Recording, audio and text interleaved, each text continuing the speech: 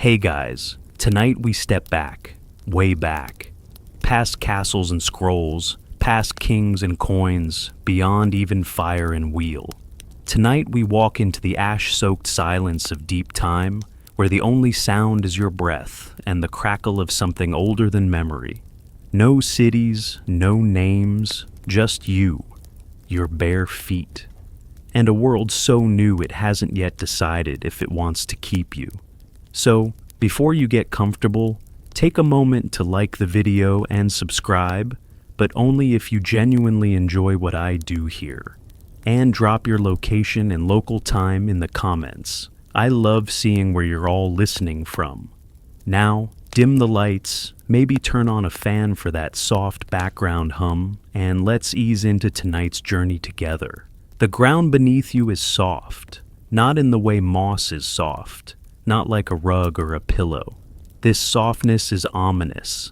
Ash, still warm from the volcano that coughed up half the horizon last night. You press your heel down and watch the shape form. 5 toes, wide pad, the curve of a ball, a footprint, the first. You pause, not because you're the sentimental type. You don't yet know what sentiment is, but because the heat reminds you not all Earth is meant to be walked. And still, you step forward, another print. The ground takes your shape and keeps it. Your eyes scan the sky. It's not blue, not really. More grayish amber, the kind of sky that forgets to hold color. Clouds churn like animals. Birds, if they're birds, circle far above, distant and untrustworthy. You squint, half blinded by morning light and a sun that seems to glare out of spite. Hunger hums low in your gut. Not sharp, not yet, but insistent. Your body is a map of bruises and itches. You scratch at something on your arm. Dried sap, or blood, or both. There's no language to name these things yet. Just sensation. You move. Because stillness is danger. Stillness invites teeth. You'd learn of the 2 moons ago, when the tall grass thing stood too long in the open. The vultures still circle that spot. The air smells like salt, or rot, or maybe just time. You follow a faint dip in the land, a path not made, but worn down by the endless shuffle of wind. A ridge of cooled lava cuts across your way. You climb it barefoot, toes gripping the ridges. At the top, you look back. And there it is, a line of footprints, yours alone, etched in the ash like a slow-motion thought. You've never seen your own trail before. You blink, not out of awe, but confusion. How long have you been walking? Why this way? Is there something ahead? Or just less behind? You descend the other side. The earth shifts slightly beneath you, ash and dust sliding like spilled grain. A small stone rolls underfoot, and you nearly fall. You grunt, catching your balance with arms that still don't know what grace is. At the base of the slope, a cluster of stunted bushes claw at the sky. You sniff them, bitter, not food, but you chew one anyway, out of habit. It burns your tongue, and you spit, muttering the low, guttural sound you always make when food lies. You don't know it yet, but that sound will someday evolve into a word. You walk again, 1 foot in front of the other. The ash thins. Beneath it, hard-packed earth returns, brown, cracked, ancient. But the prints remain visible, at least for now. The sun rises higher. You begin to sweat, but not much. Your body is made for this. Long legs, strong feet. A back that barely bends. You're not the biggest animal here, not the fastest, but you are steady. You stop briefly to drink from a shallow pool, rain caught in a rock depression. It tastes like grit and old air, but it keeps the dryness from your throat. Nearby, a lizard freezes. You freeze too. For a moment, it's a standoff. You crouch, slow and quiet, a rock in your hand. The lizard's eye twitches. You throw, miss the lizard skitters. You grunt again, this time louder, a complaint to the gods you haven't invented yet. You rise, brush dust from your knees, and continue walking. Historians still argue whether the Laetoli footprints, preserved in volcanic ash over 3.6 million years ago, were made by a single individual or a small group. Whether the printmaker was a hunter, a gatherer, a parent, a wanderer, they were barefoot, upright, and alone, at least for a stretch. You know this because you feel it now. Alone, but not lonely? Not quite. The earth presses back against your souls. You press onward. The print behind you cools, hardens. Soon it will disappear under wind, rain, erosion, time. But for this moment, it's there. The first record of you. A message not written, but left. The sun leans higher now, like a lazy predator perched on the edge of the sky. It watches you move across the cracked land, not with malice, but indifference. You trudge forward, feet finding their rhythm again. Heel, toe, push, repeat. The ash has thinned, replaced by rougher ground, fractured stone and pale dust that clings to your calves like a jealous vine. Your stomach growls, loudly. Not the polite kind of complaint, but a long, drawn-out protest. You glance around, squinting against the glare. No trees, no moving shadows. Just rocks that might hide lizards, and lizards that might taste like disappointment. You crouch near a cluster of stones, one flat enough to sit on. The others arranged like they've been flung by an angry sky god. You don't remember these being here yesterday, though, truthfully, yesterday is fuzzy. Time isn't a thing you measure in hours or calendars. You measure it by what you've eaten, and right now, the time is definitely hungry. You scan the rocks for clues, scratch marks, droppings, the faint shimmer of scales. Instead, you find moss, not the soft storybook kind. This moss is crusty, dry, but maybe edible. You tear off a patch and sniff. Earthy, sour, but not poison, at least not immediately. You chew, slowly. It crumbles like old bark and tastes like the idea of food that lost interest halfway through. Still, it's something. You scrape a little more. Beneath the moss, the stone is scored with ancient scrapes, long grooves, like something with claws once thought this was worth fighting over. You don't dwell on that. Instead, you find a flatter rock, roughly oval, and start smashing. Just in case the moss hides something juicier inside. It doesn't. But the motion feels good, like purpose. You stand, stretch your back, and glance east. A glimmer, faint. Possibly heat. Possibly water. You walk toward it. The stones underfoot grow sharper. One slices your heel, not deeply, but enough to remind you that your skin isn't armor. You press your palm against the cut and feel the warmth of blood before it cools in the breeze. Another mark you'll carry. Another small history etched into your body. You pause under a jutting overhang, a crooked slab of rock that offers shade and not much else.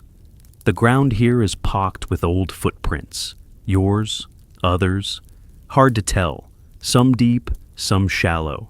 Some that drag a little, as if their maker wasn't walking, but limping, or crawling, or reluctant. You kneel and place your hand inside one. It fits, almost. Maybe it was yours, maybe not. You rest there for a moment. Let your heart slow. Above, a bird passes, casting a brief flicker of shadow.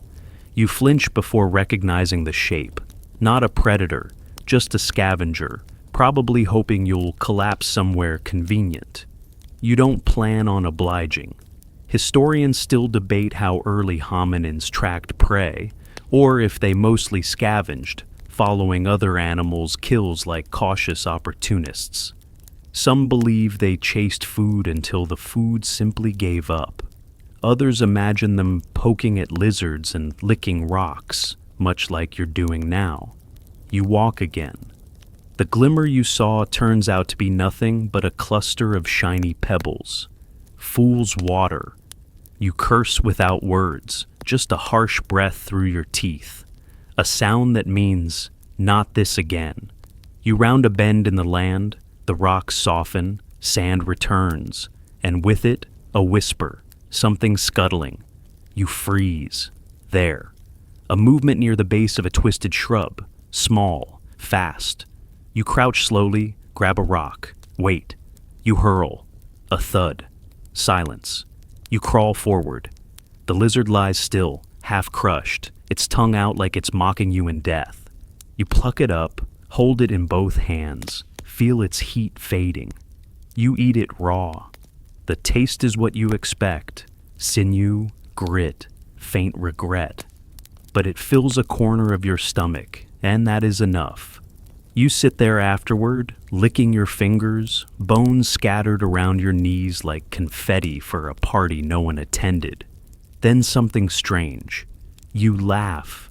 It's a short sound, raspy and unfamiliar, but it's real. A bark of victory, or amusement, or maybe the beginning of language disguised as exhaustion. The sun tilts again, shadows stretch longer. You walk on, slightly less hungry, slightly more aware that the earth gives, just barely, and that even stone might hide something useful. The first footprint is far behind now, buried under heat and shifting sand.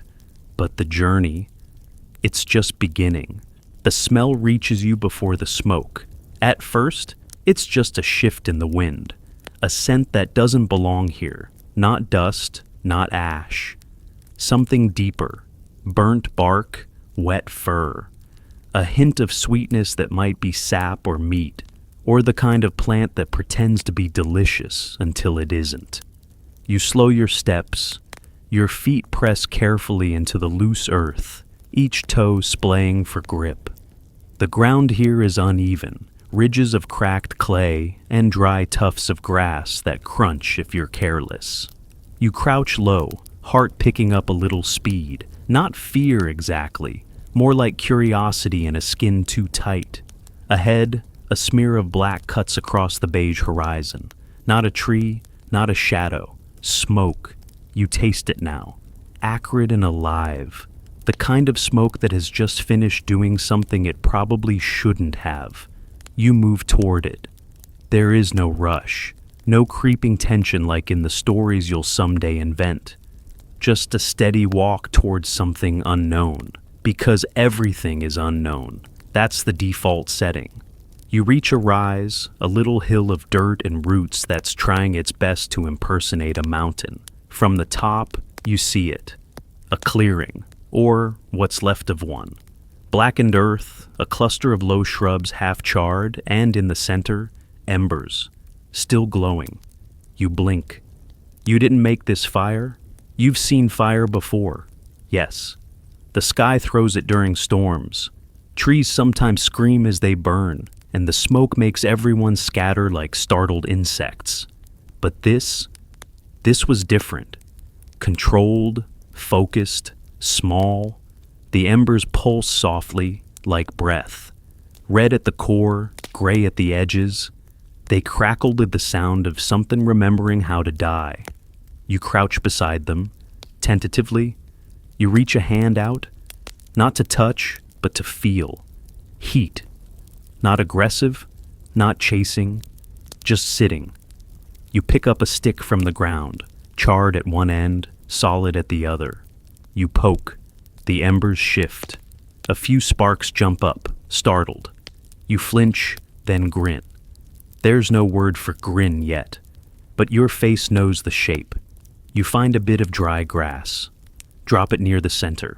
It smokes immediately, curls into a dark, delicate flower, then catches. Tiny flames dance along the stalk before collapsing into ash. Your eyes widen, not terror, not joy. Understanding. Sort of. Someone made this. Someone sat here, arranged these sticks, waited for heat. Maybe cooked something, maybe didn't. But they were here. Recently. Long enough ago that the fire's breath is shallow. Not long enough for it to forget. You stand, circling the area. No footprints. The ground is too dry, too wise. But there are clues. A discarded husk of something once round. A broken stone flake, sharp at one end. You pick it up, hold it to the sun. It gleams. A tool, not yours, not chance. Historians still argue whether early fire was stolen from nature or sparked by friction. Whether it was kept in coals, moved in baskets, or guarded like a sacred beast. What you know is this: it changes things. Fire doesn't just warm, it transforms. You look again at the embers, then at the stick in your hand. You blow. A small puff. Then another. The coals glow brighter. Not much, but enough. You don't know what you're doing, but you're doing it. You stay until the light fades, until the embers cool into dull memory. You scatter the ash with your foot, not because you fear it, but because it feels respectful, like closing a door behind you. Before you leave, you take the sharp flake and tuck it into your pouch, a small wrap of hide you barely remember crafting. It has a hole in the side. You don't fix it. As you walk away, the smell of smoke still clings to your skin. The wind shifts. You hear something distant. Maybe laughter, maybe wind, maybe something else. You stop. Turn your head. Nothing. But for the first time, you know something you didn't before. You are not the only one who knows what fire is. The world shifts when you realize you're not alone. It's not a thunderclap moment, not a gasp or a scream, or a beast leaping from behind a tree, because there are no trees here, only scrub and stone and long shadows that move the way you do. Cautious, curious, quiet. You first feel it in your spine, not pain, a tingle, like the wind changed shape, like someone behind you just remembered your name, but you don't know names yet. You stop walking. The silence is not empty. You look over your shoulder. Nothing. Just the same dry earth, the slow sun tilting west, the occasional buzz of an insect too stubborn to quit. But the feeling sticks. You press your foot down harder, leave a deeper print. You want to see it. Mark it. Know it's yours. You move on, faster now, toward a ridge.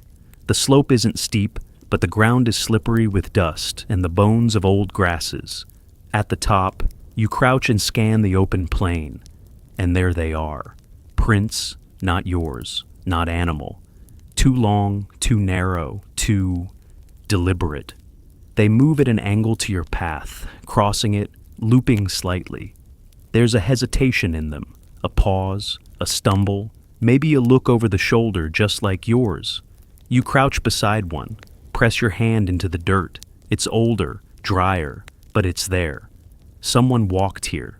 You smell the air, just dust, no fire, no rot, no sharp tang of fur or blood. But still, someone walked here. Your stomach tightens, not from hunger this time, but something else. Not fear. Something earlier than fear. A recognition that another version of you could exist, and already has. You follow the tracks, careful not to step on them. They veer toward a patch of stunted bushes and vanish briefly, swallowed by harder stone. You crouch low, study the dust, find the trail again. Fainter now, like a whisper someone tried to swallow. You find a rock nearby, a sitting rock, not a falling rock. Its top is worn smooth. They sat here. You lower yourself onto it, pressing your hands to the surface. It's still warm, not from sun, not completely, you think. Historians still argue whether early hominins traveled alone or in small bands, whether they recognized each other by scent, sight, or shared silence. Some theorize that territoriality came before language. Others say it came after. What you feel now is something between instinct and invitation. You sit for a long while, watching the horizon. imagining someone else's back turned in the same direction. Did they see the same bird overhead? Hear the same wind scraping the same brittle stalks? You don't follow the prints any further, not yet. You rise, make a wide arc around the bush cluster, then descend the other side of the ridge, not out of fear, out of respect, as if passing through someone else's thoughts. The sun dips lower, the air cools. You settle for the night in a shallow dip between two stones, shielded from the wind. You gather loose twigs, build a small pile, blow on the coal you've carried since yesterday. It doesn't light. You try again. Still nothing. You huddle instead. The warmth of memory will have to do. As darkness settles, you close your eyes and picture those other prints. The shape, the step length, the slight drag of the left foot. You don't dream, but you imagine, and for the first time, you wonder what your footprints look like to someone else. The morning greets you with wet breath and the distant gurgle of movement. You stir beneath your thin wrap of hide, the cold clinging to your arms like an over-enthusiastic relative. Your nose twitches. The air smells different. Less dust, more life. You lift your head, sniff again. There it is, water. You haven't seen water that moves in days. Pools, yes. Stagnant bowls in rock. Puddles with mosquito larvae performing synchronized dances. But this is flow. This is promise. This is the kind of sound that even the wind holds its breath for. You rise, limbs stiff but cooperative. Your feet greet the earth with soft thuds, callous soles reading the terrain like old letters. You follow the sound. Down a slope, across a dry patch littered with bird bones and the shriveled remains of something four-legged. You crouch and sniff it, just in case. No, not food. Not even for your lowest standards. The sound grows louder, sharper, like someone laughing through teeth. Then you see it. A river, narrow but fast, cutting its way through the land like a careless artist. The banks are pale, veined with footprints and the skid marks of animals who drank too clumsily. You kneel at the edge, cautious. The current is swift, not violent, but assertive. You lean in. The water reflects your face. Sort of. The ripples distort you, turning your brow into a mountain range and your nose into a wandering shadow. You blink and it blinks back, and for a moment, you meet yourself. You drink. Cupped hands, fast gulps. It's cold enough to make your teeth hurt. You don't stop. When you finish, you sit back and sigh. Then you see it.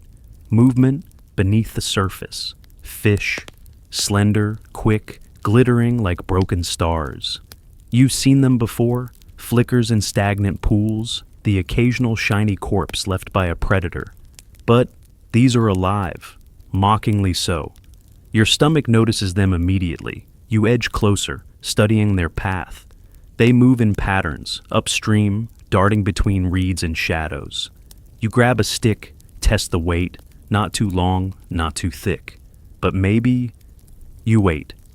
One fish, a brave one, swims too close. You jab. Miss you, jab again. Miss harder. You mutter the guttural noise that has recently become your favorite. The fish flick their tails and vanish under a submerged root. Fine. You switch tactics. Find a cluster of rocks nearby, build a half circle along the bank. Small stones first, then larger. You work until your hands are scratched and your arms ache. Then you step back. A crude trap, primitive, incredibly optimistic. You wade in. Cold rushes around your calves. You shiver, but keep going. The water tugs at your legs like a child demanding attention. You ignore it. The fish scatter. But one, small, foolish, gets caught in your stone trap. You pounce. It slips. You try again. Success. You hold it. slick and wriggling against your chest. Its body pulses with the rhythm of panic. You examine it. Silver scales, tiny teeth, a single accusing eye. You eat it raw, not because you want to, but because waiting for fire feels like arrogance today. It tastes like river, like survival, like you may actually be doing this right. Historians still argue whether early humans ate fish routinely or if it was seasonal, opportunistic. Some point to middens full of bones. Others note the lack of tools designed for fishing. You don't care. You made a trap. You got a fish. It's a good day. You return to shore, wet and mildly triumphant. Your belly isn't full, but it's quieter. You sit in the sun to dry. Watch the water ripple. You think about those prints, the ones that weren't yours. Did they find this river? Did they drink here? Did they trap fish? A shadow passes overhead. You duck instinctively. Look up. A large bird glides across the sky. Wings stretch like ambition. It doesn't notice you, but it might have noticed the fish. You throw a rock. Miss A's always. You lie back on the riverbank, hair drying into reeds, muscles relaxing. Tomorrow, you'll follow the river. For now, you sleep beside it. And the fish dream of you. You awaken to thunder, low, rolling, more a suggestion than a command. The sky has darkened while you slept. Not fully, but enough to make everything look slightly haunted. Shadows lie heavier on the stones, and the clouds above stretch like old cloth being pulled too tight. You rise slowly, your back stiff from the uneven ground. Your skin carries the memory of yesterday's sun, but your breath fogs lightly now. The air is thick with electricity, that strange buzz that prickles your arms and smells like wet stone before it's even rained. You glance up, as if the clouds might offer guidance. They don't. They just rumble again. Time to move. You pack up nothing. There's nothing to pack. Just your sharp flake, a half-bitten root, and your stubborn legs. You follow the river, still sluggish from sleep, trying to ignore the looming sky. The water is faster now. It babbles like it's hiding something. Every bend feels like it might hold something larger than you want to meet. Then the wind shifts. It brings with it a scent, damp, metallic, sour. You pause. You know this scent. You've bled before. This is that smell. And you're not the one bleeding. You crouch, slow your breathing, scan the path ahead. Tracks. Something passed this way. Big, four-legged. The prints are wide, splayed, clawed. Not the cautious tracks of something hunting. The desperate ones of something running. You move cautiously now, each step measured. The ground grows thorny, low brambles that grab your ankles like hungry fingers. You swat them away, muttering under your breath. Then you step wrong. A thorn, longer than it has any right to be, stabs into the ball of your foot, not deep, but sharp enough to make you hiss. You yank it free. Blood wells up, thin and red. You press your heel down anyway. Keep walking. The thunder grumbles again. Rain begins, soft at first, like someone whispering secrets to the earth, then louder, more urgent. You slip behind a leaning tree stump, barely a tree anymore, really. More of a monument to stubbornness. It offers just enough shelter to keep your head dry. You sit there, foot aching, watching the rain stitch lines into the river's surface. And then you laugh. Because pain, you've decided, is also a kind of company. Historians still debate how early humans coped with injuries. Did they treat wounds with herbs? Did they limp until the bones snapped or the skin sealed? There's no answer. But right now, you decide that ignoring it is easier than understanding it. The rain keeps coming, not hard, but steady. The kind of rain that doesn't want to stop.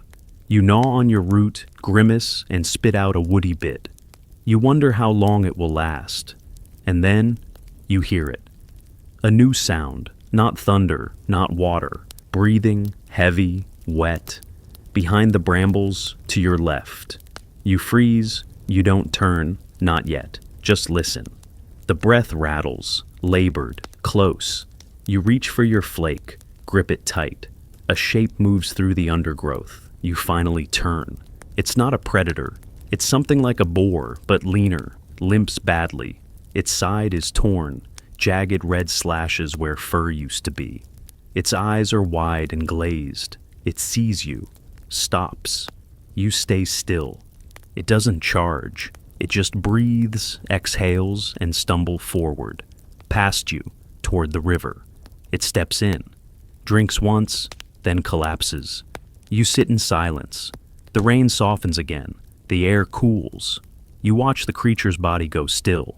You don't move to touch it. Don't poke. Don't pry. Just sit there, hurting like it did.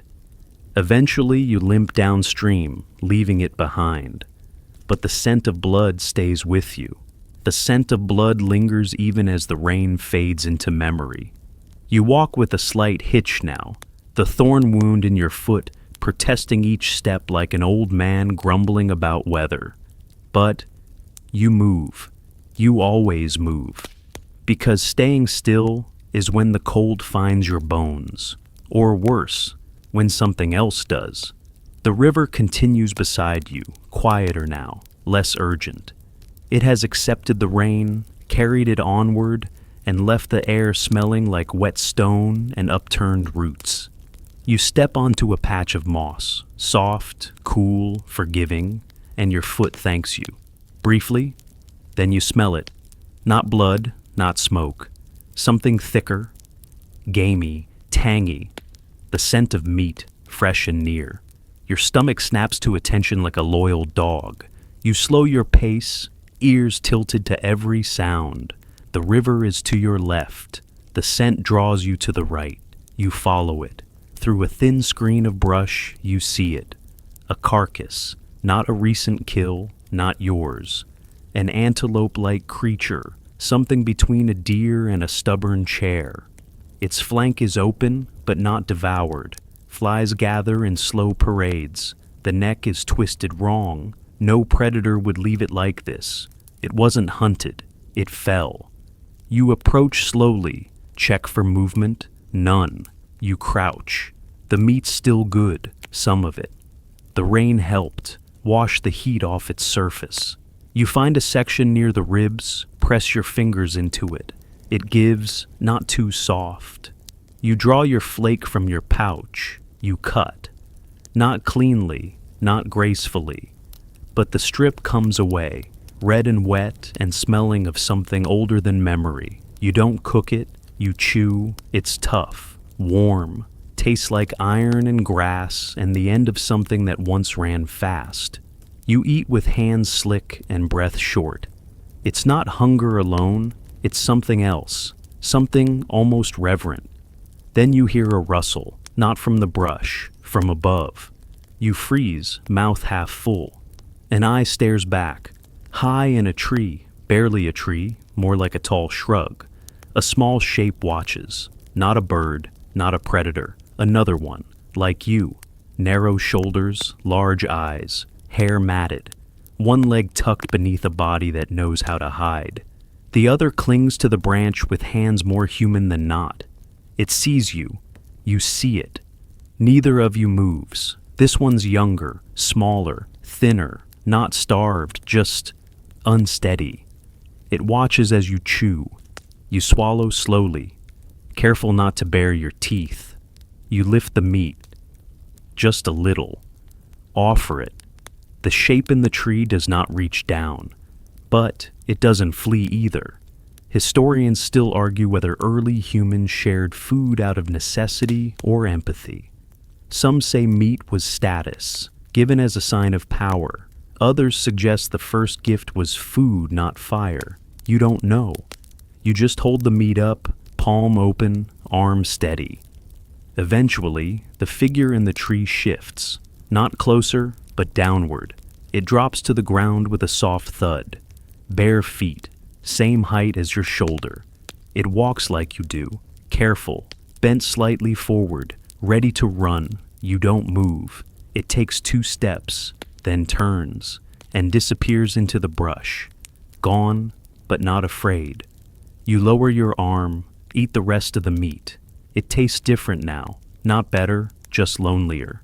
You find a rock, sit, and watch the place where the figure vanished.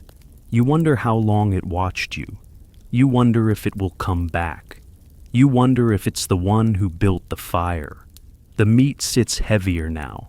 Not guilt, not exactly, but something close. You wipe your hands on grass, rinse your fingers in the river. The air grows still again. You sit for a while, foot aching, hands sore, eyes scanning for a glimpse of someone else. The land gives you nothing more, but you remember the eyes. And for the first time, you realize that prey is not just something you chase. Sometimes it's something that watches you back. The cave isn't where you'd expect it to be. It's tucked into a hillside that looks more like a collapsed lung than a mountain. Shallow, slouching, almost embarrassed to be upright. You notice it by accident, really. Just a crack in the rock face where the shadows pool darker than usual. Your foot still aches, but curiosity dulls the sting. You limp closer, testing the ground. It's dry. The moss here is thin, patchy, like it knows to stay humble. You reach the entrance. It doesn't call to you. No mystical glow, no divine echo. Just a black mouth waiting. You step inside. Coolness wraps around you instantly. Not cold, just different. Less wind, less light. More stillness than you've felt in days. Your eyes adjust slowly. The cave isn't deep, but it curves, just enough to hide its end. The floor slopes downward, scattered with loose stones and one suspiciously round bone. You nudge it aside. Then you see it. On the wall, a hand, red, pressed flat, fingers wide, thumb tilted oddly, like it forgot where it belonged. You don't move, you barely breathe. It's not painted with skill. It's a smear, a mark, but it's deliberate. You step closer, reach out, not to touch, just to mirror. Your own hand rises slowly, palm out, fingers spread, same size. Not exactly, but close. You lower your hand, glance around. The cave offers no more answers, just the hand, just the wall, just the knowing that someone stood where you stand and decided to leave a part of themselves behind. You sit on the floor, cross-legged, like you've done 1,000 times near fire, beside rivers, on high ridges. But this feels different. The red pigment, it's still there, still clinging to the rock after all this time. You don't know why they did it, but now you know you want to do the same. You search your pouch, no pigment, no blood, just dust, bone, the flake, the nothing of wandering. You find a rock nearby, sharp and red. You grind it gently against the cave floor. It leaves a mark. You spit into your palm, mix it with the dust. Then you press your hand against the wall, not beside the old one, over it. A perfect overlap. The red smears. Your fingers leave their own lines. You step back. 2 hands. One past, one present. Maybe the same hand, years apart. Maybe not. Historians still argue what early cave markings meant. Were they spiritual, decorative, messages, accidents? Maybe they were none of those. Maybe they were simply you. You look at your work. It's clumsy, uneven, beautiful in its own stupid way. The urge to laugh creeps up your throat, but the cave wouldn't understand. So you smile instead. You lie down, back against stone, watching the fading light creep in through the entrance like a careful animal. You're tired, but not the hungry kind. Just the kind of tired that settles into your bones and says, "That was enough for today." You dream, not of hands or caves or red. You dream of standing beside someone else, watching them press their hand against a different wall. You don't know their name, but their fingers are long, familiar. Their breath fogs the air the same way yours does. When you wake, the cave is darker, but the handprint is still there. Yours layered over another's. Two people. Maybe the same, maybe not. You walk out, blinking against the light. The wind greets you like it missed your footprints. The night after the cave tastes like smoke and questions. You've made a fire, your own this time. No borrowed embers, no leftover coals, just friction, dry grass, patience, and a lot of muttered noises that might one day become a language, but for now just sound like arguments with invisible spirits. It worked. The fire crackles softly, sending little sparks up like excuses. The warmth sinks into your skin, finds your toes, chases off the dampness clinging to your ankles. You sit cross-legged, hunched, arms wrapped around your knees. The fire flickers against your face, and then it starts. The pictures. Not visions, not dreams, not quite, but shapes. Ideas, moments that slide across your mind like shadows against the cave wall. You see the red hand again, yours and not yours. You see eyes watching from trees, a fish leaping upstream, a thorn scraping your heel, the flash of silver in a dying boar's eye. And you see a figure beside you at the fire, not clear, not fully formed, but present. You feel their warmth, hear their breath. Though your eyes say, nothing's there, you blink. The figure stays. It doesn't speak. Of course it doesn't. But it hums, not sound, a rhythm. The kind your blood listens to more than your ears. You close your eyes, it's safer there. The fire's glow plays against your eyelids. Your breathing slows, but your mind spins faster. This is new. You've slept under stars before, eaten raw things, walked through ash, but never have you felt watched by your own thoughts. Historians still debate when symbolic thought truly began, when early humans first dreamed, imagined, wondered. Some argue it started with burials, others with tools, others with art. You think it started with fire, because fire is a mirror that flickers. It shows you yourself, but only if you sit very still and very quiet. Your thoughts start to shape into something like a story. Not linear, not logical, just fragments. A red hand, a tree with bones at its base, a bird that cries only when no one's looking, a hill that smells like death. You try to hold on to them, but they slip like fish. Still, you remember how they made you feel, how they layered over each other like the pigment on the cave wall. You lie back, feet toward the fire, hands clasped on your stomach. The stars blink overhead, faint through smoke and cloud. You try to name what you're feeling, but the only word you have is a sigh. The figure fades, or maybe it was never there. The fire pops. You flinch slightly, then grin. Somewhere, something calls. An animal, probably. A night bird. Or a cousin of the cousin of what will one day be a wolf. You roll onto your side, watch the flames with one eye half closed. The stories in your head continue, not urgent, not finished, just waiting. You wonder if you'll tell them someday, or draw them, or bury them. For now, you just remember, and breathe, and sleep. When you wake, the fire is ash, and your dreams have left wet footprints behind your eyes. You blink at the sky, still mostly dark, smeared with the promise of morning. The world hasn't fully woken yet. The wind snores, the earth stretches.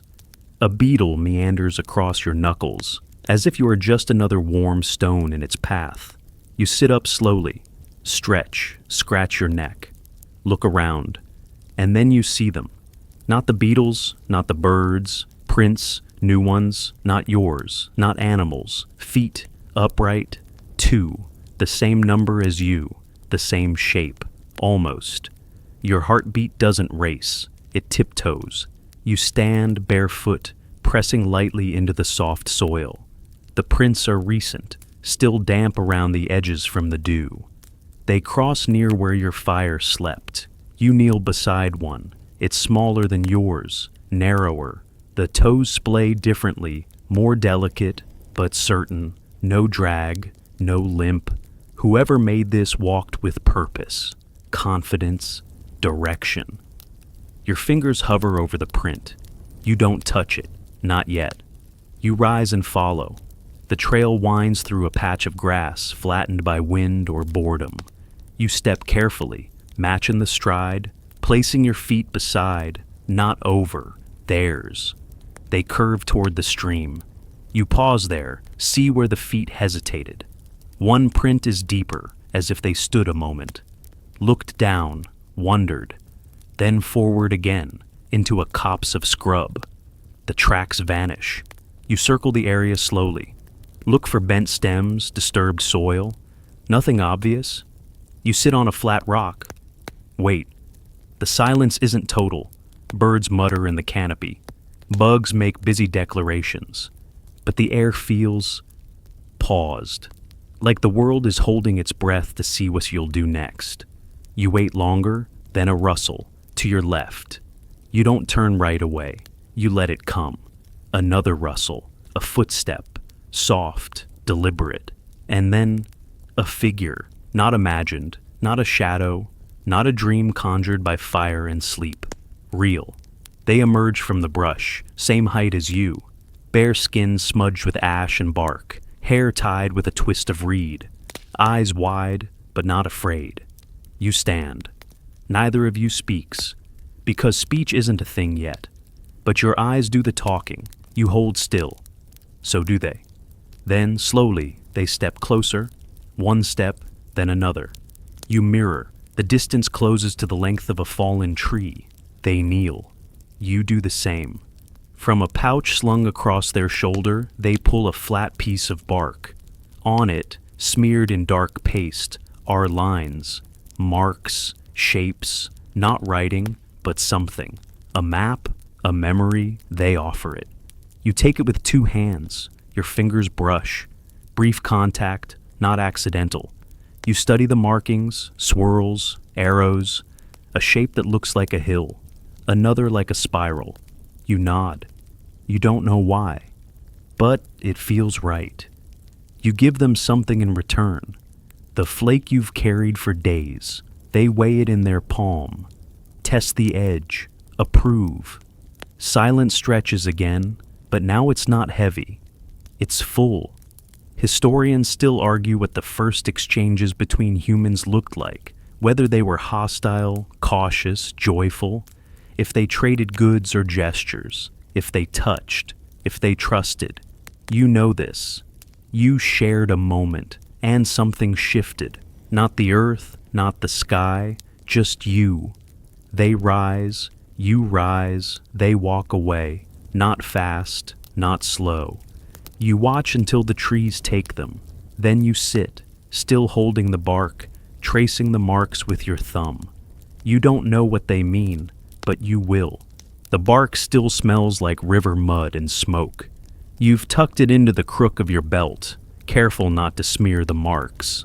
Every few steps, your fingers brush it, checking, confirming, reminding yourself that it wasn't a dream, that the other person was real, that they gave you something without teeth or a price.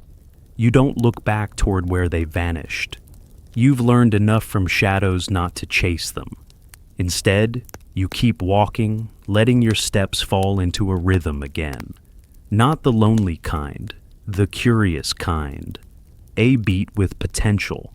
The land flattens into a scrubby plain dotted with brittle grass and the occasional bone. You kick a few as you pass, nothing fresh, nothing hungry. Then the wind changes. You smell it first, wood smoke, faint and sweet. Not like wildfire, more controlled. Someone's home, if that's even a concept yet. You move toward it, quiet now, alert. The air carries heat in gusts, like a secret trying to escape a whisper. You crest a small hill, there's a fire. Not just flame, a structure. 3 branches bent into a dome, covered in brush, packed with clay and leaves. Smoke curls from a hole in the top, drifting upward like it's in no hurry. And beside it, them, the figure from before, sitting on a stone, feeding small twigs into the fire, like this is just what people do now. They see you. They don't move. You descend the hill slowly. You reach the edge of their space. Pause. Wait. They gesture once, a slow motion with their chin, a not quite nod. You step closer. The fire between you is small but confident. It crackles with a rhythm that feels like language. You sit, across from each other, not opposite, balanced. You watch them feed the fire. They glance at the bark still tucked at your side. You show it. They smile. Barely. A twitch at the corner of the mouth. Their version of a laugh. Then they reach beside them. Pull something out. A bundle of animal skin, wrapped around something solid. They unwrap it slowly. Inside, stones. Not just any stones. Tools, shapes, sharp and shaped. A flint blade, a scraper, a hammer rock. Their edges smooth from use, their centers dark with time. They place them between you, an offering. You respond without thinking. Your hand dips into the leather sling across your chest. You draw out a dried root, slightly crushed, still edible. You place it down. Not a trade, a gesture. They pick it up, smell it, then nod. You pick up a scraper, turn it over in your palm. It fits like it's always been there. Historians still argue what the first economies looked like, whether early humans bartered, gifted, or simply shared. You're pretty sure it's not about the objects. It's about what they mean: trust, recognition, companionship. You sit together for hours, saying nothing, watching the fire, listening to the way it talks without words. Eventually they lie back, arms folded under their head, staring up at the sky. You do the same. The stars blink awake, one by one. You point to one. They grunt softly, maybe approval. You trace a pattern between 3 others. They follow with their eyes, then reach over and rearrange a stick on the ground to match. You smile. Later, they fall asleep. Quiet, mouth slightly open, breath steady. You stay awake, not from fear, from awe. This is what warmth feels like, shared, not the fire. The fire is background. What you've exchanged tonight, tools, food, quiet, feels heavier than a hunt, more lasting than a print in ash. You look at the stars again, point to one more. Then you whisper something you didn't know you could say. Not a word, but a sound. A name, maybe. Theirs. You say it once. Let it fade into the firelight. Then close your eyes. Tomorrow you will walk together. But tonight, you simply exist. Near another. By a fire. And that is enough. Morning is no longer something that happens to you. It unfolds gently now, like a soft cloth being drawn back from a quiet face. The sun doesn't pounce. It stretches, spilling gold over the plains as if trying to show off. You wake to the smell of embers and dried grass. A single bird calls from somewhere that might be a bush, or just a very determined clump of rocks. Beside you, they're already awake. They don't speak. Just glance your way, then return to adjusting the lean-to. It's not much, 3 sturdy branches braced into a wedge, covered in gathered brush, with a skin thrown over the top like a lazy hat. But it's yours, shared, built by 2 hands and 2 more. You help now, without instruction. You pass a branch, brace a root, tuck a stone beneath a corner so the wind won't sulk through. The work is quiet, cooperative.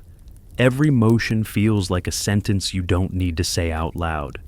Eventually it's done. Your first shared shelter. Not a cave, not an accident, not the shadow of a fallen tree, but a place you shaped. You both step back and admire it. It leans slightly, the wind laughs through one side, but it stands. And that matters. You sit beside it, chewing on last night's leftover root. Your companion nibbles something tougher, some kind of bark strip that looks like it used to be part of a tree with opinions. After a while, they stand and wander off. No words, no hand signals, just a look that says, "Stay." You nod. Not because you were told to, but because you can. You poke the fire, blow softly to coax it awake. The flame catches again. You feel proud, as if it remembered your face. While they're gone, you sit in the lean-to's shade and think about what together means. How strange it is to know where someone is, even when they aren't near. How your ears now expect to hear them moving. How your rhythm, once solitary, has changed. Historians still argue when domestic space began, when humans stopped roaming constantly and started marking a here with sticks and stones and sleep. Some say the moment we built a structure, we became something new. You think it happened last night, when the fire burned and two people sat in its circle and didn't need to run. They return with something, leaves, nuts, a crooked smile. You don't ask where they went. You don't need to. They sit, they eat. You both chew and don't talk. Later, you add more branches to the lean-to. Reinforce it, decorate it even, with a few hanging bones that clack in the breeze. It's your first attempt at aesthetics. A poor one, but deeply satisfying. The afternoon swells warm. You lie beside the structure, arm behind your head, toes curling in the dirt. They lie beside you, not touching, but close enough. You watch the clouds. Imagine them as beasts, tools, food. They shift lazily. One looks like a fish, another like your flake. You hear them breathing. That is enough. Later, as the sun tilts west again, you both add a few rocks to the fire ring. Then you cook together. The meat isn't fresh, but the company is. When night falls, you curl inside the lean-to. Space is tight. Elbows knock, feet touch by accident. You both grunt and shift. Eventually you settle, back to back. The fire flickers outside. The wind hums through your bone decorations.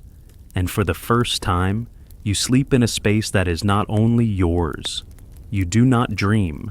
You don't need to. You have shelter. You have fire. You have someone breathing beside you. And that is enough. It starts with a hollow bone.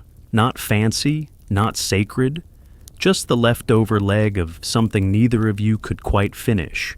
It rolls near the fire after a small gust and stops at your foot, like it wants attention. You pick it up. It's light, dry, cleaned of everything useful. A whisper of what it used to be. You blow across the top, mostly out of boredom. The sound it makes surprises you. Not a whistle, not quite. More like a question, soft, high, unsure of itself. You try again. Adjust your lips, a longer exhale, a note, a real one. Your companion looks up. You grin, do it again. Another sound. Different this time. Slightly deeper. They laugh, or their version of a laugh, which is mostly a sharp breath and an amused grunt. You offer the bone. They shake their head. So, you keep going. More notes. You experiment with angles, pressure, rhythm. You discover that blowing harder doesn't help, and that twisting the bone just so makes the sound warble. You are, quite possibly, the first musician. Historians still debate the origins of music. Some say it began with rhythm, stone against stone, hands clapping. Others suggest flutes came first, bone instruments carved carefully, often with holes. The oldest found so far is over 40,000 years old. Yours has no holes, just you, and breath, and curiosity. Your companion eventually takes the bone. They try, fail, try again, succeed.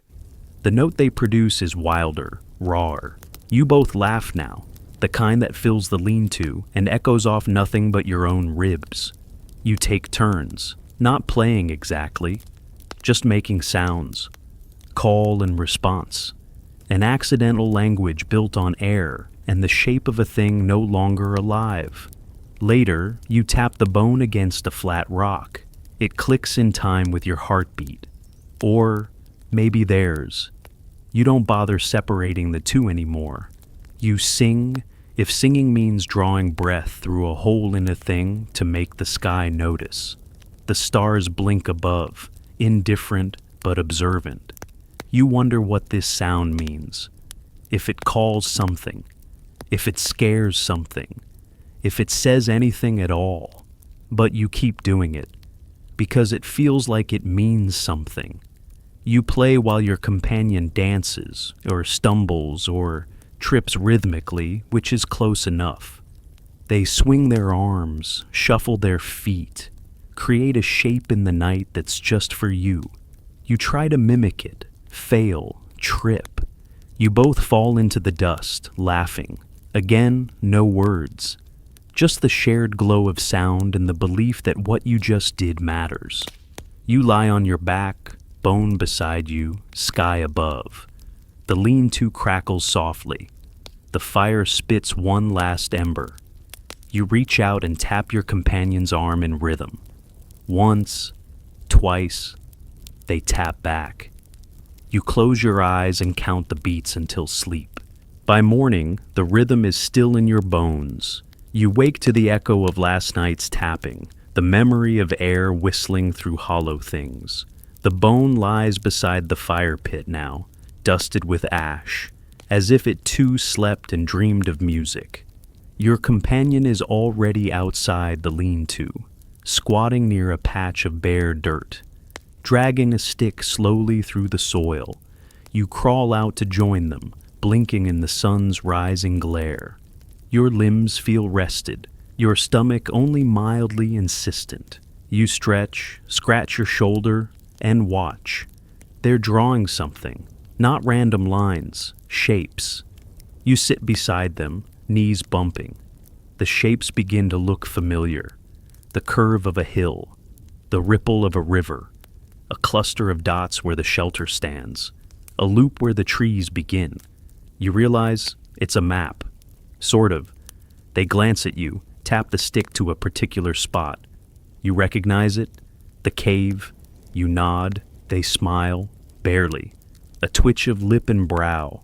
Their version of a sunrise. You reach for a stone and start your own lines. Not on the dirt, but on the inside wall of your lean-to with a charred stick. You draw the red hand, then a spiral, then the bone, with little sound waves radiating outward like ripples in a pond. You add a stick figure beside it, 2 dots for eyes, a line for a mouth. It looks startled. You don't fix it. Your companion watches, adds another figure, shorter, arms higher, as if dancing. Now there are 2. You both stare at them, these dusty echoes of yourselves. You tap the wall twice, then the bone. They nod. You've built more than a shelter. You've built a language. You eat what's left of your dried root. Your companion chews leaves. They offer you one. You accept it, though it tastes like a bad decision. You spend the afternoon reinforcing the lean-to. A second wall, a ridge of stone around the base to keep the wind from sulking inside. You weave branches into a mat and lay it over the entrance. It's not a door yet, but it flirts with the idea. When it's done, you both sit in the shade, sweat clinging to your ribs, satisfied in that wordless way only work can provide. Then your companion stands, points, west. You know what that means. Time to move, not forever, just far enough. You gather your things, your flake, the bone, the map. They take the firestone, the bark cloth, a pouch of mystery seeds. You walk together, side by side. The land opens like a held breath. The trees thin, the grass grows brittle, the sky goes on forever, blank and waiting. You talk as you walk, not with words, with gestures, sounds, hums, the occasional tap of bone on bone, stone on stone. Historians still argue when migration became intentional, when early people stopped wandering and started going, when exploration turned into expansion. You don't have a destination, but you're not lost. You pass a hill where the wind moans in 3 tones. Your companion mimics it. You laugh. Add a 4th tone. The wind does not approve. You find a strange tree, short, wide, with bark that peels and curls like old skin. You take a piece, test it, too bitter. They add it to the pouch anyway. For later, their shrug says, the sun begins to dip. You reach a place where the trees give up. Just earth now, cracked and yawning, scattered with tufts of stubborn plants. One tree stands alone, leafless, smooth, tall. You both stop. It feels significant. You walk to it, touch the bark. It's warm. Your companion traces a spiral on its trunk. You add a line beside it. 2 marks, 2 travelers, the first of many. You sit beneath the tree as the sky turns violet and the earth remembers how to breathe. The lean-to is far behind now. But what you built still travels with you, in bones, in breath, in the sound the wind makes when it forgets your name. Dust rises with every step now. The land has flattened into a pale expanse, broken only by scattered rocks and the occasional lonely shrub too stubborn to die. The sun hangs overhead like a dull eye, watching you move without blinking. You're not lost, not exactly, but the path no longer leads. It follows you. Your companion walks ahead today. Their shoulders sway with each stride. The pouch bounces gently at their side. You carry the flake and the bone, both smoothed by handling, like they've been with you far longer than they have. The air is dry, silent. Even the wind has grown tired of speaking. And then, as the sun begins to dip toward its soft decline, you see it. A single tree. Dead, maybe, or sleeping. Its branches reach like cracked fingers. Around it, nothing. No grass, no shelter. Just a patch of land that forgot to breathe. You both approach slowly. It feels important, though you don't know why. You stop beneath it. The earth here is soft, fine dust, shifting with the breeze. You kneel. You press your hand into the ground, then your foot. Carefully, deliberately, you lift it. A print, deep, defined, yours. You step back, and your companion does the same. They look at you, then the print, then they step forward, beside it. They press their foot into the same dust. Lift it. 2 prints now, side by side, one slightly smaller, one angled outward. You both stare. You don't speak. There's nothing to say. Historians still debate the meaning of footprints, those left in Litoli, in caves, in the dust of forgotten valleys. Were they meant to be seen? Were they accidents? Were they proof? You don't know. But you know this. That first footprint, alone in the ash, meant you were here. This one, with another beside it, means you are not alone. You kneel again. Smooth the edge of the dust around the prints. Not to hide them, to protect them. A breeze blows. You cover the prints lightly with bark and stone, not to erase, but to mark. A cairn of nothing, a memory. You and your companion sit beneath the tree as dust spills over the sky. You eat together. Say nothing. Watch stars blink into life like old friends returning from long journeys. The fire is small tonight. Not because you fear, because you don't need more. You sleep curled close. The bone nestled between you, the map of soil spread out behind. Tomorrow, you may keep walking. Or not.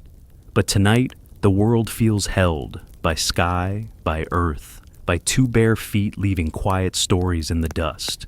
Wind down, 300 words. So now, here you are, bare feet tucked beneath a body that aches in the familiar way. Arms folded under a sky that has known 1,000 other eyes. The fire has faded to coals, the dust has settled, and beside you, someone else breathes in rhythm with your sleep. The tree above creaks gently, a lullaby of old wood remembering wind. Stars keep their distant watch, silent and patient. A single ember flares, then cools. And still, those two footprints remain beneath the bark and stone, your mark and theirs, left not to shout, but simply to whisper, "We were here." You stretch once, slowly, and feel the weight of the day loosen from your joints. The journey has no map, no end, no great destination. But that's the beauty of it. You walked and the earth noticed. You dreamed and the fire listened. You reached out and someone else reached back. Now there is rest, not escape, just peace. The wind shifts. A soft breath.